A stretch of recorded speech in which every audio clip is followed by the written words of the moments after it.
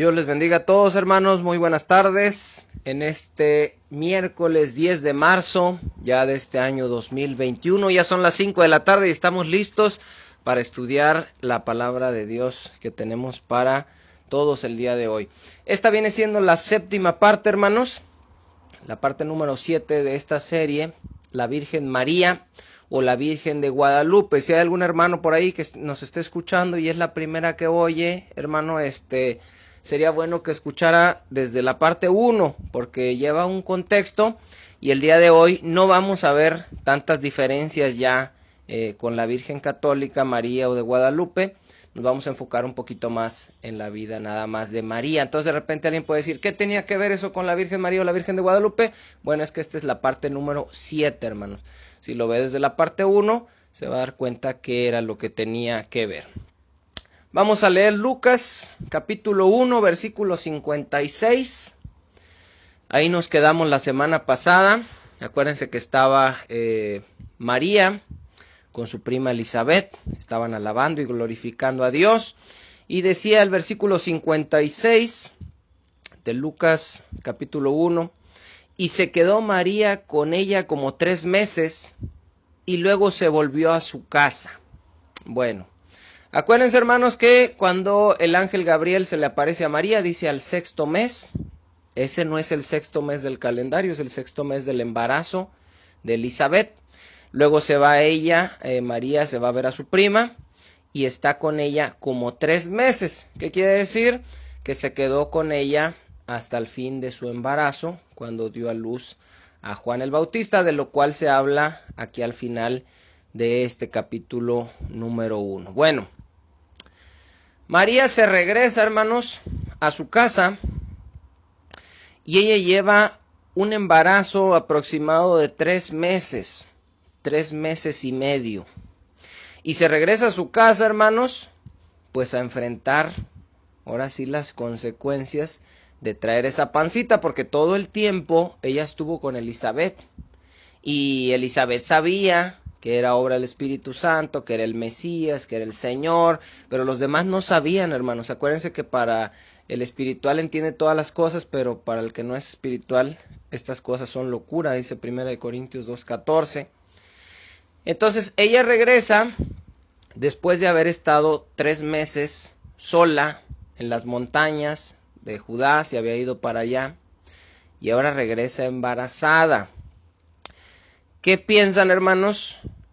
Que dijeron sus familiares y sus amigos cuando la vieron llegar, obviamente ya embarazada, con más de 3 meses de embarazo que ya se le notaban, y llega a este punto a enfrentar las consecuencias que habíamos ya mencionado.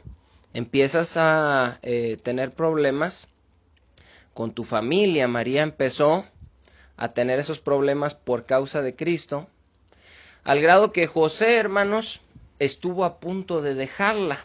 Es en este punto cuando ella regresa con su prima Elizabeth otra vez a su casa y a Nazaret, cuando empieza el Evangelio de Mateo, y nos dice el Evangelio de Mateo que José, pues como era justo, quería dejarla secretamente. ¿Por qué? Porque se dio cuenta que estaba embarazada ya su mujer, la que estaba, pues más que un compromiso, y es como si estuvieran casados, el desposorio, solamente que no vivían juntos. Pero pues imagínense la escena. No se nos narra ni por parte de Lucas ni de Mateo, perdón, lo que José pasó ahí con ella, si ella le dijo, si él la vio, no sabemos.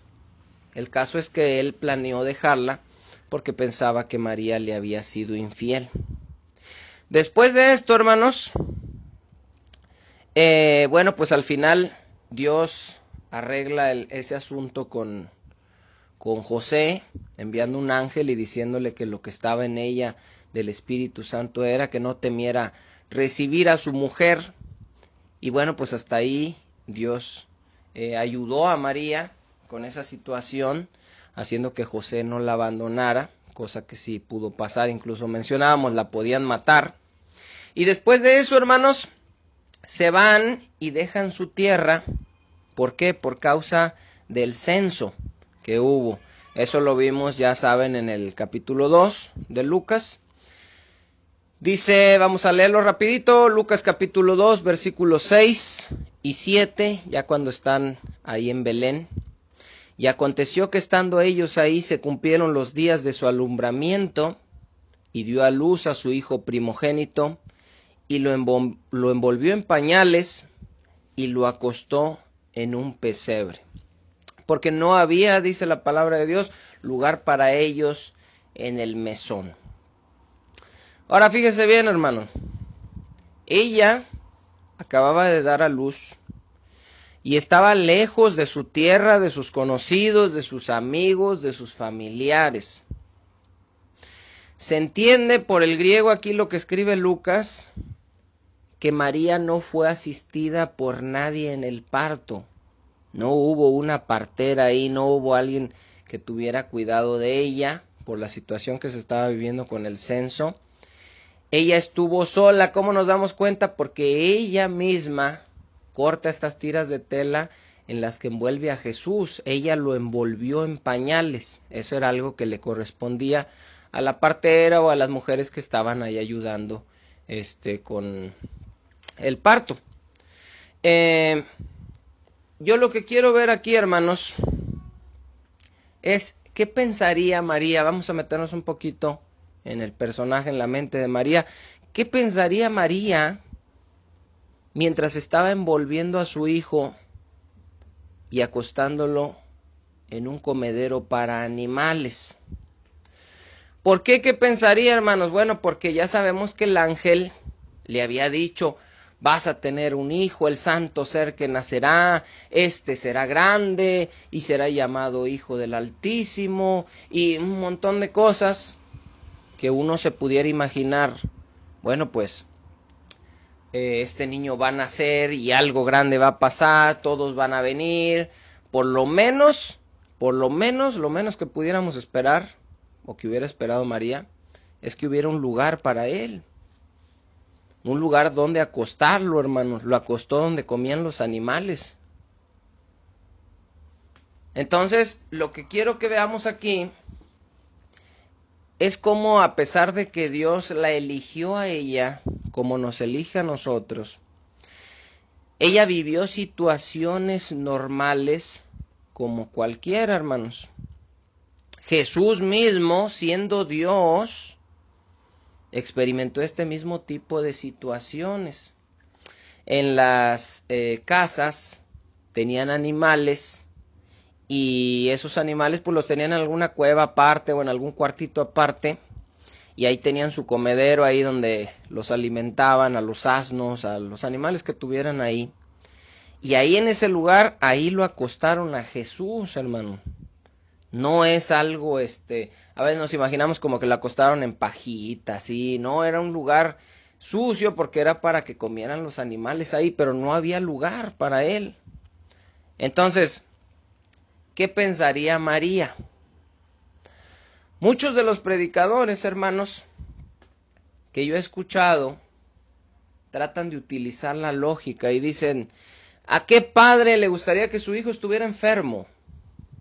¿A qué padre le gustaría que su hijo pasara hambre, que su hijo sufriera? No, dice, los padres queremos lo mejor para nuestros hijos, cuanto más nuestro Padre Celestial. Y pues todos dicen amén.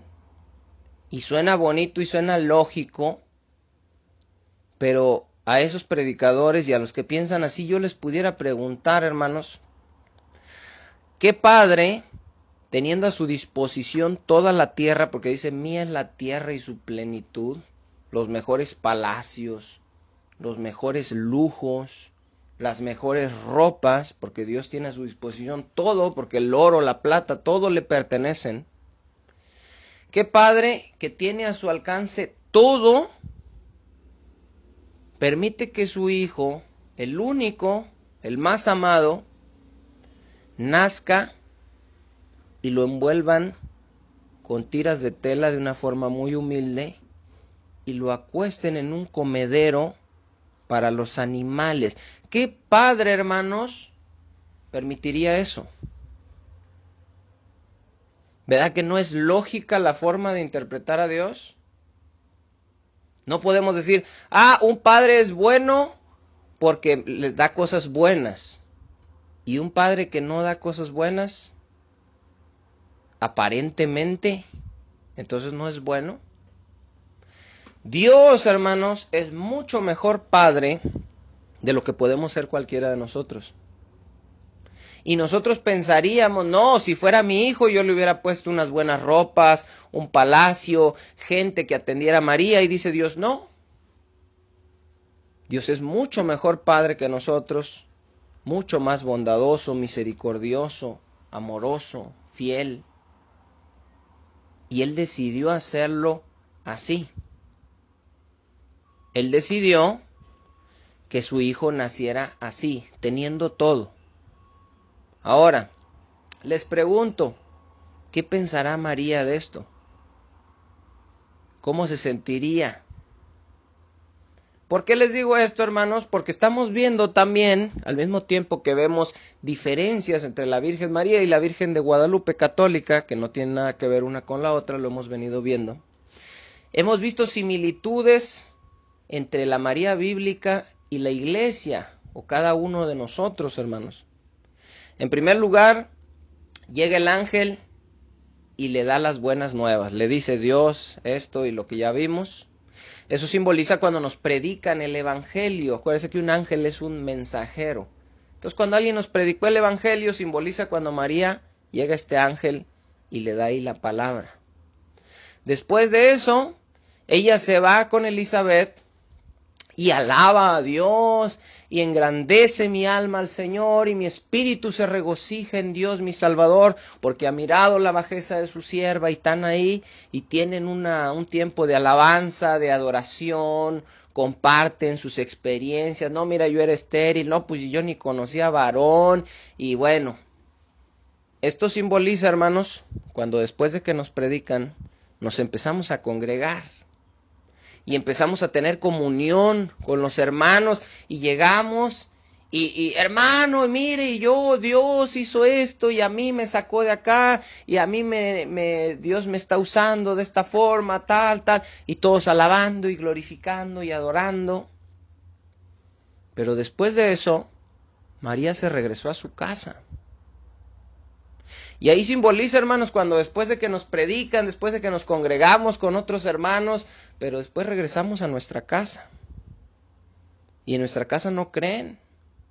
Y en nuestra casa hay problemas, a veces con la pareja, como María, que se le presentaban problemas con José. Así nosotros a veces, el esposo es creyente, la esposa no, la esposa es creyente, el esposo no, los hijos, los padres, y empieza ahí el problema, los vecinos, empiezan las burlas, empiezan los chismes, que ya viste, que se convirtió, que la aleluya, que cómo es posible, que su mamá lo permita, tal.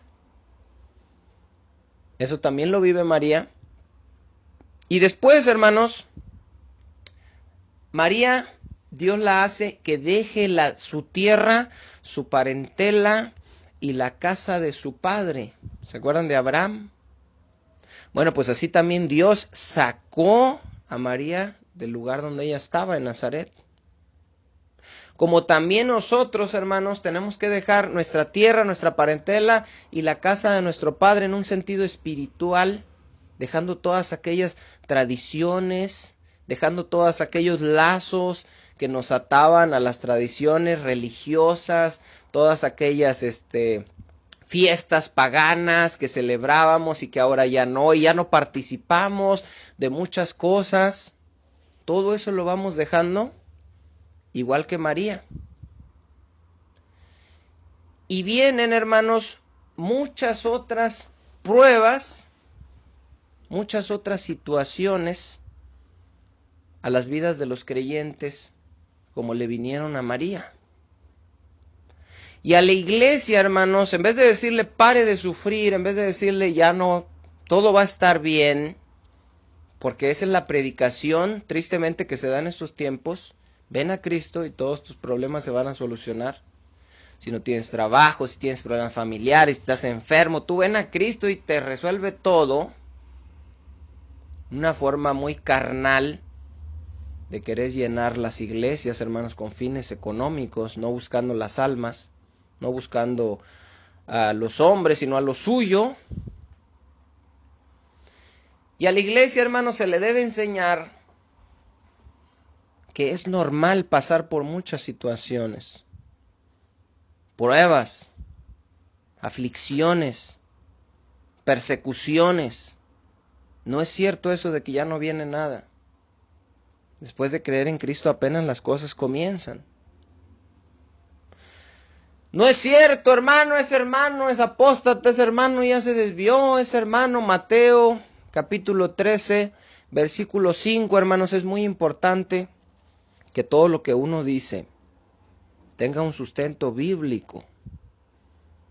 La gente dice, no, Dios es el mejor padre, y qué padre no quiere que sus hijos tengan lo mejor, y que esa es lógica, hermanos.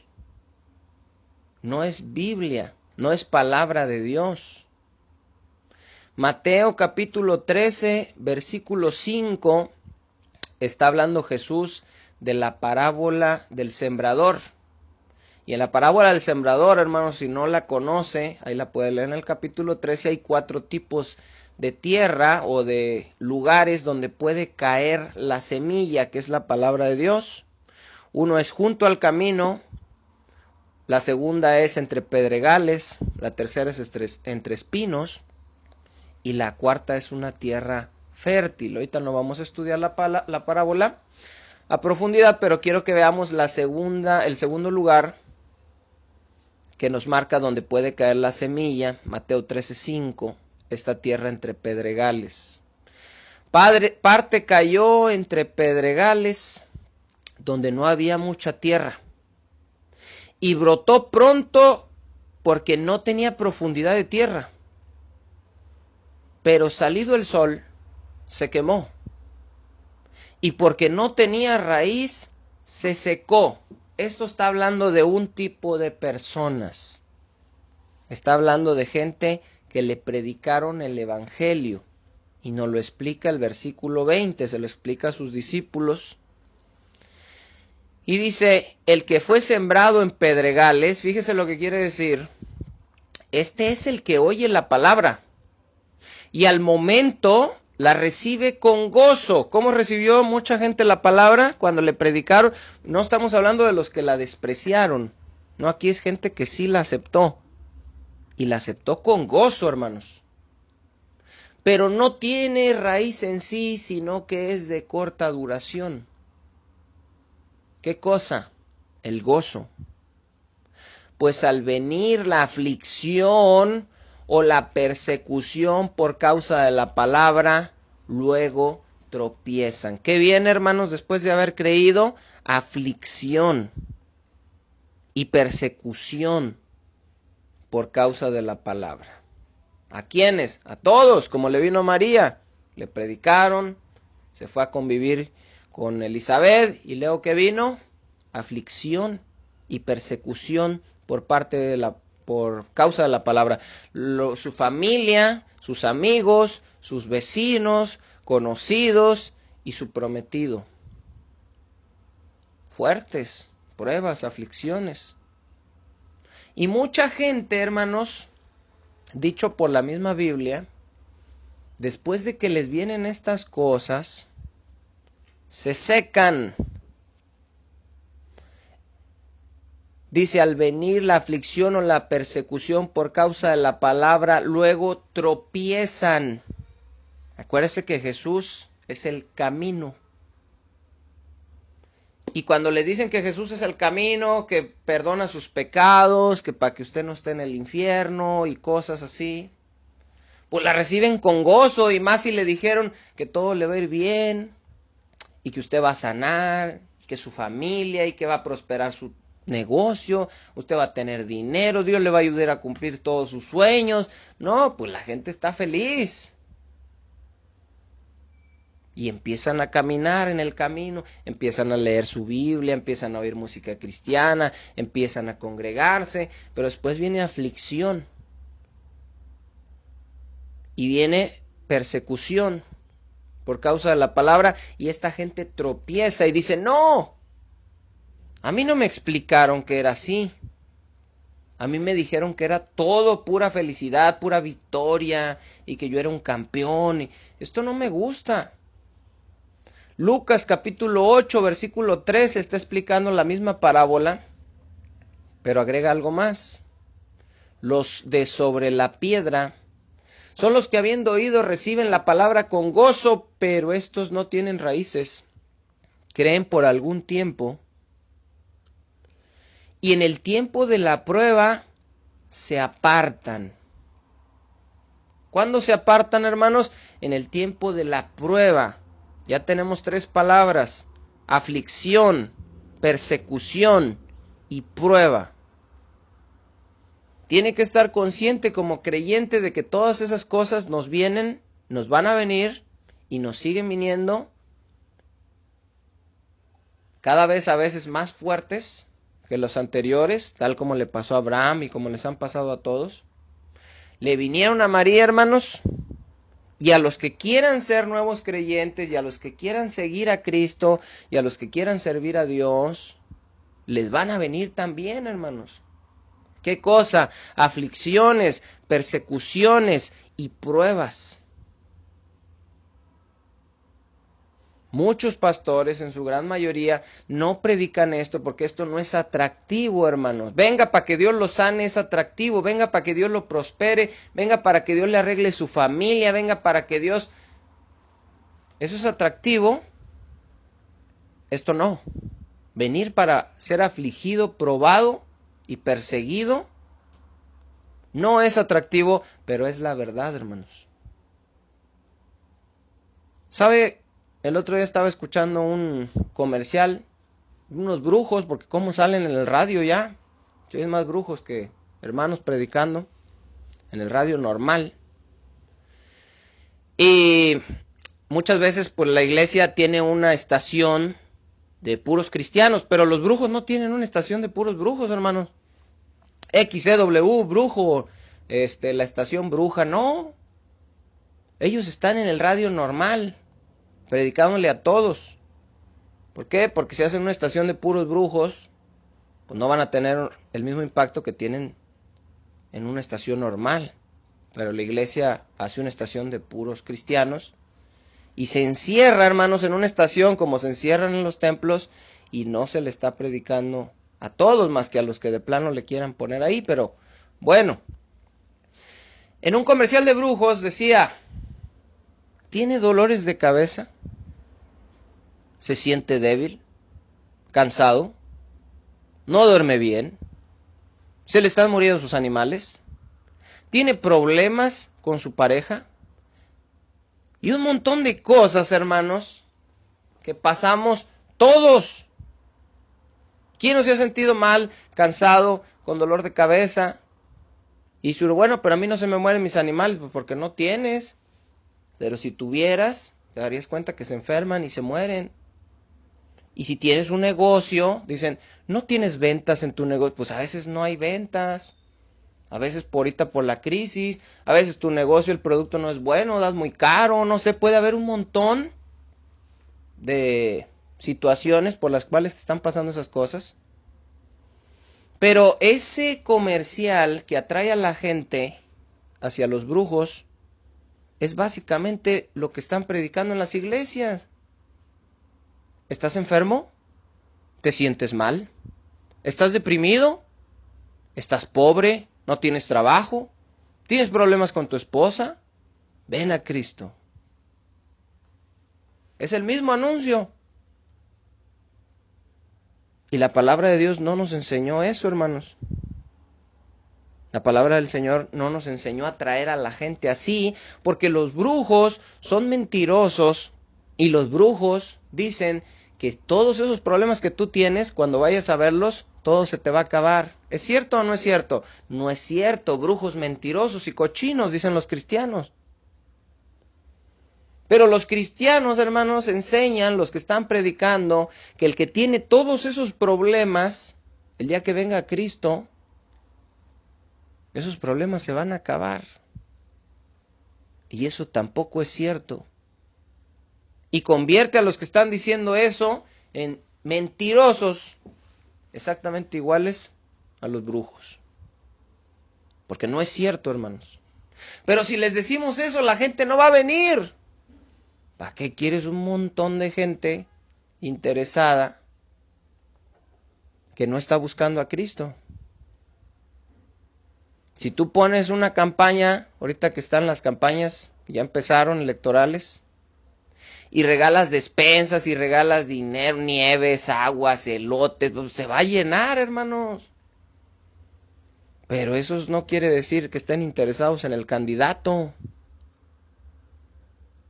Y así muchas iglesias están llenas, pero no están interesados en el candidato. Están interesados en lo que les pueda dar.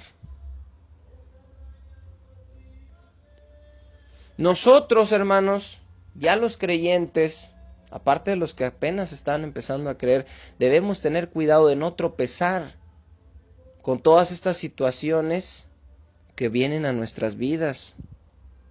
Pase lo que pase, hermanos, debemos recordar que Dios sigue teniendo el control de todo. Nada se salió de su control. Pero es que me dio esto, me enfermé, me corrieron, me pasó.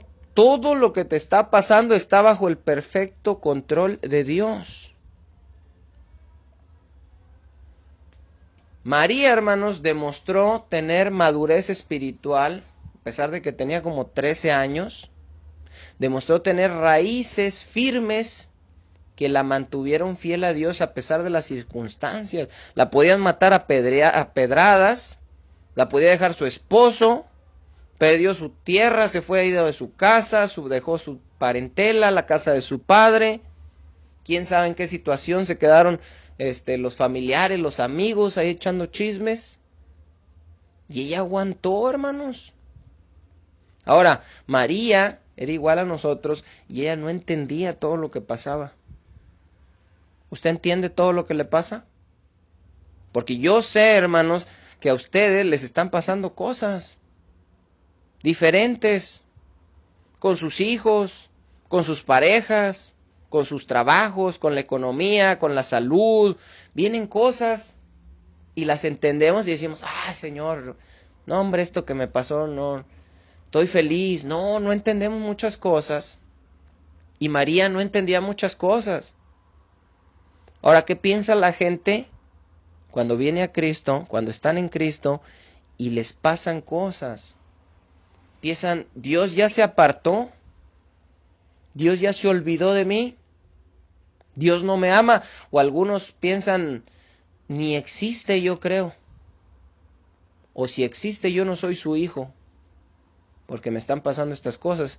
Y según la predicación de los pastores, no me debieran pasar, porque Él es bueno y Él me ama. ¿Y qué padre va a querer que su hijo sufra aflicción, persecución y prueba? El mejor Padre del universo lo permite, hermanos. El mejor Padre del universo permite que sus hijos padezcan aflicción, persecución y prueba. ¿Por qué? ¿Con qué fin? ¿Con qué propósito? Con el fin de que crezca nuestra fe, nuestra confianza en Dios y maduremos, conociéndolo y sabiendo que Él tiene todas las cosas bajo control. Todo esto que comentamos de María, hermanos, le pasó en menos de un año. Su tierra, su parentela, chisme, le iba a dejar el esposo en menos de un año. Y hay gente que se acerca a Cristo en 3 meses, 6 meses, un año, ya no siguieron. ¿Por qué? Porque les vienen cosas. Ahora usted tiene 5 años, 10 años, no se me confíe, también muchos se regresan a ese tiempo. Nosotros, hermanos, debemos de seguir adelante y confiar en Dios a pesar de las situaciones que están pasando en este tiempo.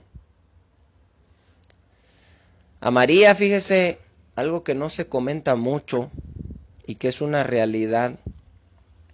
María quedó viuda muy joven, hermanos, hablando de aflicción y de prueba. La última mención que se hace de José es al final del capítulo 2, de Lucas. Cuando Jesús tenía 12 años, ahí todavía aparece José. Pero cuando Jesús empieza su ministerio y tiene 30 años, José ya no está en ningún lado. ¿Qué le pasó a José? Se murió. Si José murió aproximadamente cuando Jesús tenía 20 años, murió entre los 12 y los 30 años de Jesús, no sabemos, pero si murió cuando Jesús tenía 20 años, María tenía aproximadamente 33 años, joven y ya viuda. Aquí la Iglesia Católica por eso dice, ya ves, te digo que José estaba bien viejito cuando se casó con María. Y ya traía otros hijos de otro matrimonio, por eso se murió, porque ya tenía como 80 años. Entonces por eso lo enviudó joven a María. Pero esto no es cierto, hermanos. Es la forma carnal, una de atribuir que los hijos que tuvo María con José no fueron de María. Y otra, porque no se explican por qué se murió José. José, dice Mateo, hermanos, que era justo y fue obediente a Dios y recibió a su mujer estando ella embarazada del Espíritu Santo. Le dijo el ángel, no temas recibir a María, porque lo que está concebido del Espíritu Santo es. Se levantó y dijo, la recibo. Era justo, él no quería infamarla, él no quería hacer un escándalo, él no quería que la apedrearan, él no quería que la señalaran. Él dijo, la voy a dejar secretamente. Era justo, hermanos. Y murió. María fue obediente también y se sometió a la voluntad de Dios, igual que José, y de todos modos su esposo se murió. Explíqueme eso. María no estaba en pecado, José no estaba en pecado, no fueron rebeldes a Dios, se sometieron, se sujetaron, y José se murió a temprana edad. Y dejó sola a María. ¿Por qué se lo llevó Dios? No sabemos. Pero Jesús también le afectó esto porque él pasa a ser como el primogénito, el hombre de la casa. Y toma el oficio de su padre para sostener a María y a sus hermanos más pequeños.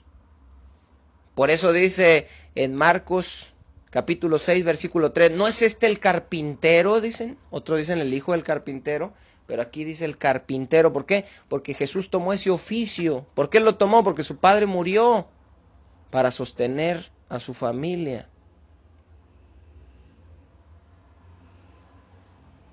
María, hermano, no fue exenta de estas situaciones, Jesús no fue exento de estas situaciones y nosotros no vamos a ser exentos de estas situaciones de aflicción, de persecución y de prueba que Dios usa para hacernos madurar y crecer, que aumente nuestra fe.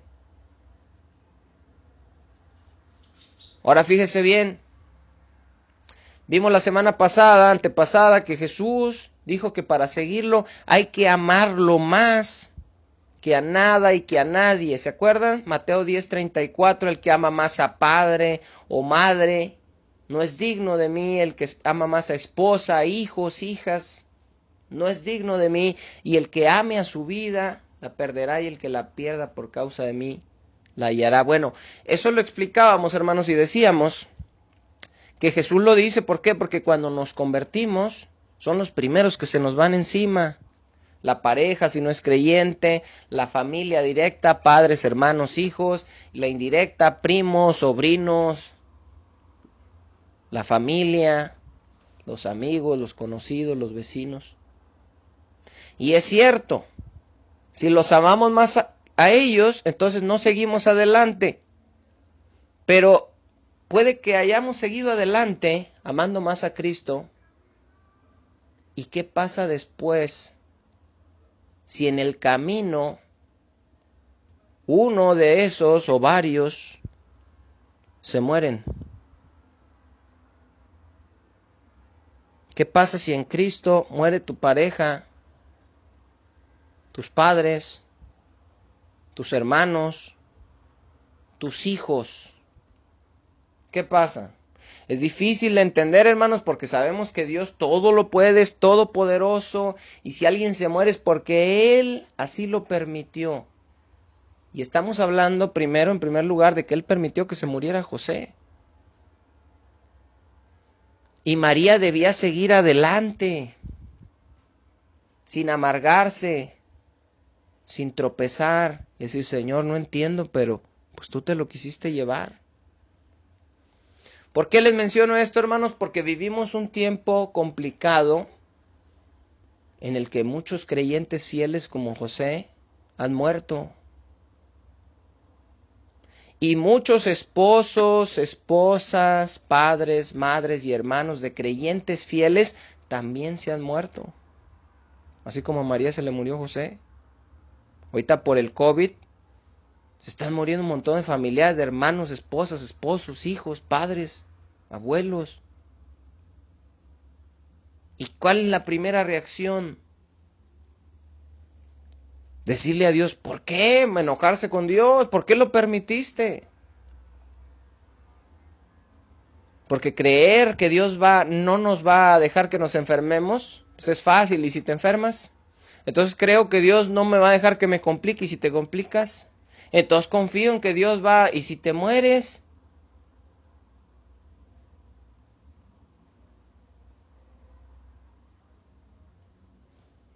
Nosotros, hermanos, debemos seguir adelante. Pase lo que pase y venga lo que venga. Yo admiro, hermanos, a nuestro hermano Cuco, hermano ya grande, anciano, de la congregación, sabio, fiel. Tiene problemas con su próstata, con sus huesos. Perdió ahí su casa, ya no pudo estar en su casa. Muere su esposa, muere su mamá. Tiene unas dolencias muy fuertes. Se cae a cada rato, se golpea la cabeza, no duerme, casi no come. Y sigue fiel, hermanos.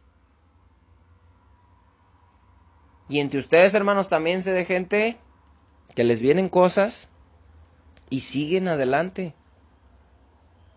¿Por qué entonces, si padecemos todas esas cosas, cuando le prediquemos a alguien le vamos a decir, ven a Cristo y todo te va a ir bien? No es cierto, hermanos. No es cierto. María no podía dejar de amar a Dios después de que muere José, porque su amor hacia Dios debía ser mayor que su amor hacia José. Usted debe amar, hermano y hermana, más a Dios que a su esposa, más a Dios que a sus hijos, más a Dios que a sus padres, más a Dios que a sus hermanos, más a Dios que a todos. Y usted puede decir amén, pero solo Dios conoce los corazones. Debemos de amar a Dios, hermanos, más que a nuestra propia vida.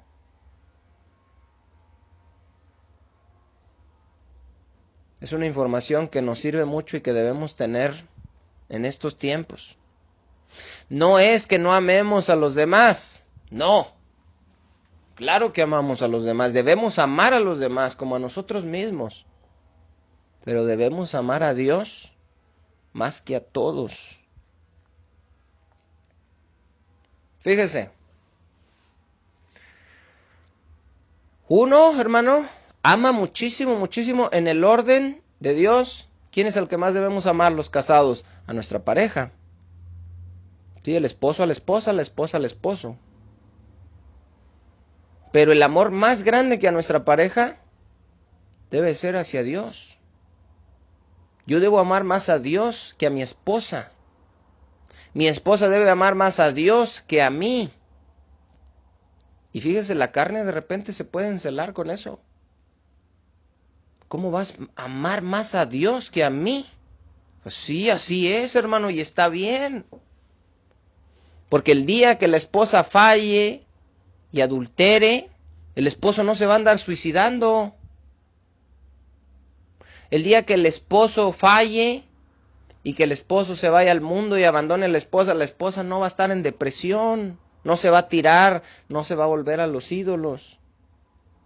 El día que la esposa se llegue a morir o el día que el esposo se llegue a morir. Aunque nos duela, hermanos, Dios nos ayuda a seguir adelante. Y seguimos adelante porque mayor es nuestro amor hacia Él. Fíjese, le voy a poner un ejemplo. Dios le dio a Abraham un hijo después de 25 años de habérselo prometido. Se lo promete a los 75 y lo tiene a los 100. ¿Qué cree que era lo que más anhelaba Abraham? Un hijo. Porque su esposa era estéril, ellos eran grandes, Dios ya le había prometido y él anhelaba tener un hijo y lo esperó 25 años y después Dios se lo dio. Pero cuando pasó un tiempo, hermanos, no sabemos exactamente cuántos años. En Génesis 22 dice la Biblia que Dios probó a Abraham. ¿Se acuerda que vamos a pasar los creyentes? Aflicción, persecución y pruebas. Muy diferente a lo que se predica, hermanos. Dios prueba a Abraham. ¿Y qué le dice a Abraham? Abraham, sacrifícame a Isaac. Dame a tu único hijo, a tu hijo amado. ¿Qué creen que era lo que más quería Abraham, hermanos? Después de haberlo esperado por 25 años. Después de haberlo tenido, haberlo cargado, de haberlo visto en su vejez, a su hijo. Y Dios prueba a Abraham para ver si Dios estaba en el primer lugar para Abraham o su hijo. Sabía del inmenso amor que Abraham tenía para su hijo, pero el amor hacia Dios debía de ser mayor. Nosotros amamos a nuestras esposas, o debemos hacerlo, hermanos, los varones y las mujeres a los esposos, inmensamente como Abraham amaba a su hijo, pero mayor debe ser nuestro amor hacia Dios. Porque un día Dios le dijo, dámelo. ¿Y sabe qué? Abraham fue y estuvo dispuesto a matar a su hijo. Abro un paréntesis, hermanos. Todo aquel que piense que Dios quiere que mate usted a su hijo, está mal de la cabeza. Dios no quería que mataran a Isaac. En ningún momento lo quiso. Dios no quería que Isaac muriera. Dios quiso probar a Abraham, nada más. Que hay gente loca ahorita que dice, mató a su hijo porque Dios se lo pidió. Mentira, hermano. Dios no quiere esas cosas. Dios quería saber si Abraham lo amaba más que a lo que más amaba en este mundo. Y Abraham estuvo dispuesto a perderlo por amor a Dios, por obediencia a Dios. Y Dios le dice, no le hagas daño. Ya veo que me temes. A Jacob, hermanos, se le muere Raquel. ¿Se acuerda que Jacob tuvo 2 esposas? No porque él quisiera, sino porque lo engañó su suegro. Tuvo a Lea y tuvo a Raquel. ¿Cuál era la que él más amaba? Raquel. ¿Sabe qué le pasa? Raquel era estéril, logra tener un hijo que es José, y cuando se embaraza del segundo y lo está teniendo, se muere en el parto. Y se quedó nomás con Lea. A Judá, hermanos, uno de los hijos de Jacob, del cual desciende nuestro Señor Jesucristo, se le mueren 2 de sus hijos. Estoy hablando de muertes prematuras, porque de morirse, pues se murieron todos los de la Biblia, pero muertes prematuras. 2 de los 3 hijos de Judá se murieron. A Aarón, ¿se acuerda que leímos que se le mueren 2 de sus hijos? Dios los fulminó por andar haciendo cosas que no debían. Y a Aarón no se le permitió llorar, reclamar, ni nada, porque había sido justo lo que les había pasado. A Noemí, hermanos, ¿sí sabe quién es Noemí? En el libro de Ruth. Se le muere su esposa y se le mueren, su esposo, y se le mueren 2 hijos. Uno de esos hijos era el esposo de Ruth. A Ruth se le murió su esposo también. A María se le muere José. y sigue adelante, sin imaginarse que unos pocos años después va a perder también a su primer hijo colgado en una cruz. Son cosas difíciles, hermanos. Son tiempos difíciles que estamos viviendo. Hay mucha muerte, y si no es esta pandemia va a ser otra cosa. Pero tenemos que seguir adelante, hermanos, hasta que Dios lo permita, y entender que solo Él sabe por qué hace las cosas. Él sabe por qué se llevó a José. Entonces es una mentira eso de que pare de sufrir. Pero muchos aquí, hermanos, se pueden estar preguntando, sobre todo si hay gente inmadura o creyentes nuevos, pueden decir, oye, pero entonces si de todos modos voy a sufrir, si voy a morir yo, mis familiares, si voy a padecer aflicción, persecución y pruebas, entonces, ¿cuál es la diferencia al seguir a Cristo? ¿Cuál es la ganancia de venir a Cristo? Porque ya les dije cuál es la forma incorrecta de traer a la gente a la iglesia. Es como la traen los brujos. Venga, para que ya no se le mueran sus animales. Venga, porque todos hablan así medio raro, como que vienen del sur, según. Venga, para que usted, y le vamos a dar la pomada, y le vamos a dar el remedio, y le vamos a dar, y acá en Cristo, venga. No, no es así. Ya les dije que no es así. Pero entonces, si no es así, ¿qué es lo que Cristo les ofrece? Primera carta a los Corintios, capítulo 15, versículo 19. Fíjese lo que dice, hermanos. Si en esta vida solamente esperamos en Cristo, somos los más dignos de conmiseración de todos los hombres. ¿Qué significa esto? Nuevo creyente que te acercaste porque ibas a parar de sufrir. Si te acercaste a Cristo, dice la palabra de Dios, por los beneficios que vas a obtener en este mundo, das lástima. Eres digno de lástima, das vergüenza. ¿Por qué? Porque nos acercamos, hermanos, yo me cuento, a Cristo, y a veces no recibimos la sanidad, no recibimos prosperidad, no recibimos lo que estábamos pidiendo, lo que buscábamos, como Abraham, Isaac, que querían la tierra prometida y nunca la recibieron, hermanos, la vieron de lejos. A lo mejor no recibimos lo que queremos, pero nuestra esperanza, hermanos, nuestra confianza está puesto en lo que vamos a recibir después.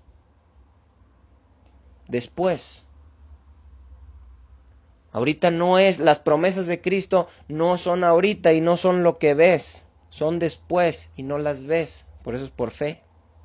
Son cosas eternas, vida eterna, un cuerpo nuevo, tierra nueva, cielo nuevo, donde mora la justicia, con Cristo reinando para siempre, sin dolor, sin enfermedades, sin muerte, sin guerra, sin violencia, sin violadores, sin asesinos, sin estafadores. Ese es el mundo que queremos heredar.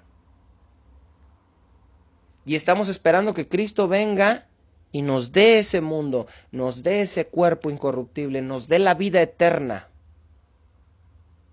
Si tú viniste a Cristo para esperar que te diera un trabajo, para esperar que te diera un milagro, Él lo puede hacer. Ojo, yo no digo que no lo haga. Yo no digo que Dios no le interese eso y que no te vaya a dar nada y toda la vida sea sufrimiento. No, Dios nos da bendiciones aquí también. Pero debes buscar el reino de Dios y su justicia. Y todas esas cosas van a ser añadidas. ¿Por qué? Porque esas son cosas que buscan los gentiles, dice Jesús. Esas cosas las buscan los que no me conocen. Nomás que las buscan en los brujos, tú me las estás buscando en mí. Pero eso no significa que estés buscando lo que en realidad Dios es y a qué vino. Cuando tú dices, quiero sanar, ok, Dios te puede sanar, pero a lo mejor no te sana. Pero si no te sana, después de la resurrección vas a estar perfectamente sano y nunca vas a morir. Ah, no, yo quiero sanar ahorita. A mí eso de la resurrección, eso de la vida eterna, eso es un cuento, eso no es cierto, si no te dan ahorita ya no te va a dar nada. No has entendido y no has creído. Eres carnal, terrenal y quieres cosas terrenales. Dios, hermanos, pudo hacer, porque Él es todopoderoso, que todos los que no se han muerto de coronavirus, que aquí en México oficialmente van casi 200,000, Dios pudo hacer que todos esos no se murieran. Pero si no se hubieran muerto de eso, hermanos, en un lapso de 30, 50 años, de todos modos iban a morir. Dios puede hacer como con Lázaro, que uno que se muere vuelve a la vida y te puede dar otra vez a tu familiar. Pero igual que Lázaro va a volver a morir. Entonces lo más grande y lo más importante no es que no se muera la gente. Lo más grande y lo más importante es que si se mueran en Cristo para que resuciten y vivan eternamente, hermanos.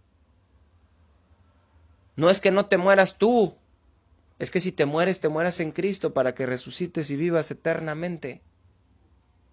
Nuestra preocupación no debe ser de que no nos vayamos a morir.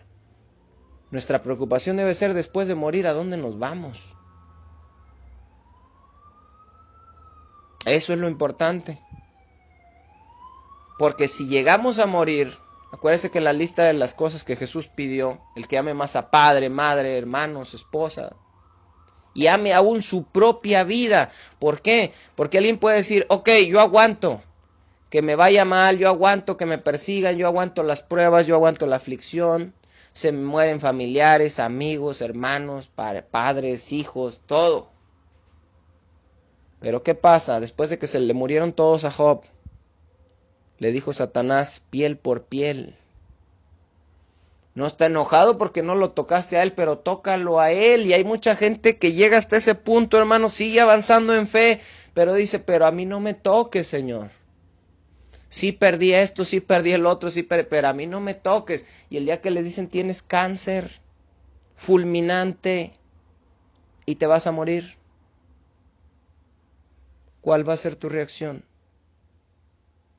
¿Te vas a enojar? ¿Vas a renegar? ¿Te vas a apartar? ¿Vas a tropezar? Romanos capítulo 8, versículo 16, hermanos. Dice, el Espíritu mismo da testimonio a nuestro espíritu de que somos hijos de Dios. Y si hijos, también herederos, herederos de Dios y coherederos con Cristo, si es que padecemos juntamente con Él, para que juntamente con Él seamos glorificados. Pues tengo por cierto que las aflicciones, las pruebas, las persecuciones del tiempo presente no son comparables con la gloria venidera que nosotros ha de manifestarse. Es decir, María, hermanos, aguantó el desprecio, el que estuviera en peligro su relación, el que muriera su esposo, el que muriera su hijo, que vamos a ver más a detalle eso en otro estudio, que fue un golpe más duro, hermanos, que el de José todavía, por la forma en cómo muere Jesús. Y María siguió y siguió y siguió. Y aunque no entendía muchas cosas como nosotros no entendemos, ella lo entendió todo después de que vio cómo Jesús resucitó. Y entendió que no importaba que Jesús hubiera muerto y de la forma que hubiera muerto, y no importaba que José hubiera muerto, y no importaba que nadie de los que se murieran se fueran a morir. Si Jesús había vencido la muerte y después de morir, todos podíamos resucitar. Y todos, por medio de Cristo, podemos resucitar. No necesitamos, como en las caricaturas, como en Goku, las esferas del dragón para revivir a los que se mueren. Dios va a revivir a todos los que se mueren. A todos. A buenos y a malos, a justos y injustos. Los justos vamos a vivir juntamente con Él eternamente. Los impíos van a ser castigados eternamente en un lago de fuego. Y ahí va a ser el lloro y el crujir de dientes. Hermanos, vale muchísimo la pena el camino en Cristo. No por lo que vayamos a recibir, sino por lo que vamos a recibir después. Debemos de tomar ese ejemplo de María, como de todos, como de Abraham, como de todos los personajes, hermanos, y aprender que todos en Cristo vivimos persecuciones. Los apóstoles, la iglesia primitiva. ¿Por qué cree que se morían cantando? ¿Por qué cree que se morían abrazados? ¿Por qué cree que se morían contentos? Porque sabían que iban a resucitar, hermanos. Le decía a mi hijo ahora que veía lo de que se está deshielando los polos y todo eso. Y le decía yo, a lo mejor ya todo esto se acaba y ya Cristo viene y no sabemos, hermanos. Y me decía él, ¡ay, ojalá que no! Pues todavía estoy joven. Y uno pudiera pensar, sí, ¿verdad? Pobre, está todavía joven. Le dije, ¿y eso qué? Si estás joven y llegara a acabarse todo y moriste joven, pero moriste en Cristo, vas a resucitar. Y si moriste en Cristo ya no vas a volver a morir. Entonces de repente, hermanos, es lo que le digo, a los cristianos les da miedo que venga Cristo. A los cristianos les da miedo que se acabe todo y que de repente todo colapse y suenen las trompetas y uno, ¡ay, qué miedo! Pues es cuando viene Cristo, es lo que estamos esperando, ¿no? En la boda. Da miedo, porque en la carne, hermanos, obviamente, pues quién se quiere morir y nos da miedo y porque no entendemos todas las cosas, pero debemos aumentar nuestra fe. Y si Dios decide, como dijo Pablo, para mí el vivir es Cristo y el morir es ganancia. Si vamos a vivir en Cristo, como muertos para el mundo. Y si vamos a morir, hermanos, vamos a morir en Cristo, para vivir eternamente para Él. Dios me los bendiga a todos, hermanos. Me da mucho gusto compartirles esta palabra. Son tiempos difíciles. Aparentemente pueden decir, ya vamos de salida, ya están vacunando, ya están cambiando los semáforos amarillo. ¿Y si sale otra cosa? ¿Y si sale otro virus? ¿Y si empieza a haber terremotos y tsunamis? Y resulta que vuelve el ébola y que vuelve esto. ¿Qué vamos a hacer? ¿Nos vamos a agüitar? ¿Nos vamos a suicidar? ¿Nos vamos a deprimir? No, hermanos, vamos a seguir sin entender, debilitándonos a veces, temiendo en ocasiones, pero levantándonos y dándole ánimo a nuestros hermanos y dándole ánimo a los que quieran venir a Cristo, porque vale la pena, hermanos. Vale la pena venir a Cristo para recibir todas las bendiciones que Él nos quiere dar. En primer lugar, el perdón de nuestros pecados. Pasar de ser enemigos a amigos de Dios, a hijos de Dios. Y por medio de su palabra y del Espíritu Santo, tener esa confianza que debemos tener todos como los personajes, que pase lo que pase, hermanos, tengamos presente que las aflicciones de estos tiempos no son nada comparados con la gloria que nosotros ha de manifestarse. Que Dios, por medio de su Espíritu Santo, me los anime a todos, hermanos, a los que están cansados, a los que están deprimidos, a los que están, entristecidos, a los débiles. Que Dios nos ayude a todos a estar fuertes, hermanos, por medio de esta palabra, por medio de su Santo Espíritu, y decir, es cierto, voy a seguir adelante y voy a echarle ganas. Y voy a tomar el ejemplo de María y de los personajes bíblicos que les pasaron un montón de cosas que se leen fácil, pero no fueron fáciles. Y voy a permanecer como ellos, fiel, para que Dios me dé esa corona que es por lo que estoy corriendo en esta carrera. Dios me los bendiga a todos, hermanos. Nos vemos primeramente Dios, si Dios así nos lo permite, en el próximo estudio. Un saludote a todos y que Dios me los bendiga.